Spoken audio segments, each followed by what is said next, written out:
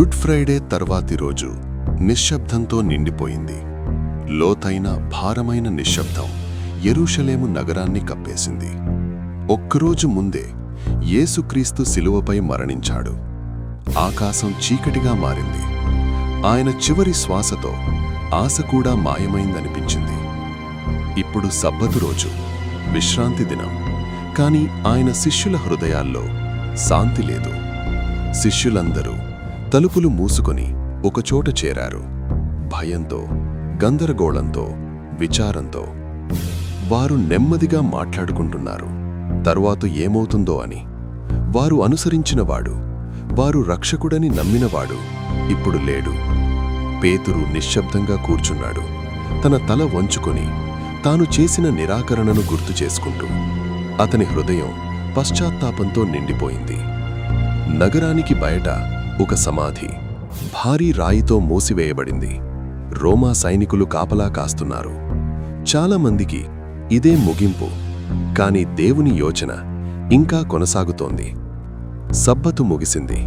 ప్రభాత కిరణాలు కనిపించసాగాయి. ఈస్టర్ ఉదయం చాలా తెల్లవారుజామున కొన్ని స్త్రీలు సమాధి వైపు వెళ్లారు. వారిలో మరియా మగ్దలేనా ఉంది. వారి హృదయాలు భారంగా ఉన్నాయి, కాని ప్రేమతో నిండిపోయాయి. వారు సుగంధ ద్రవ్యాలు తీసుకుని వెళ్లారు, యేసు శరీరాన్ని గౌరవించడానికి. వారు నడుస్తూ ఆలోచించారు, మన కోసం ఆ రాయిని ఎవరు తొలగిస్తారు? కాని అక్కడికి చేరుకున్నప్పుడు వారు ఆశ్చర్యపోయారు. రాయి ఇప్పటికే తొలగించబడింది. సమాధి తెరిచి ఉంది. వారు నెమ్మదిగా లోపలికి వెళ్లారు, కాని అది ఖాళీగా ఉంది. భయం, గందరగోళం వారిని చుట్టుముట్టాయి. అప్పుడు అకస్మాత్తుగా ఒక ప్రకాశం కనిపించింది. దేవదూతలు తెల్లని వెలుగులో నిలబడి శాంతితో మాట్లాడారు. భయపడకండి, ఆయన ఇక్కడ లేరు, ఆయన లేచి ఉన్నారు. ఆ మాటలు వారి హృదయాల్లో మ్రోగిమోయాయి. విచారం ఆశ్చర్యంగా మారింది. భయం ఆనందంగా మారింది. వారు పరిగెత్తారు ఈ వార్తను చెప్పడానికి. మొదట శిష్యులు నమ్మలేదు. అది అసాధ్యంగా అనిపించింది. కాని పేతురు మరియు యోహాను సమాధి వైపు పరిగెత్తారు. వారు చూసినదే అదే నిజం. సమాధి ఖాళీగా ఉంది. ఆ రోజు తరువాత శిష్యులు మళ్లీ ఒకచోట చేరారు.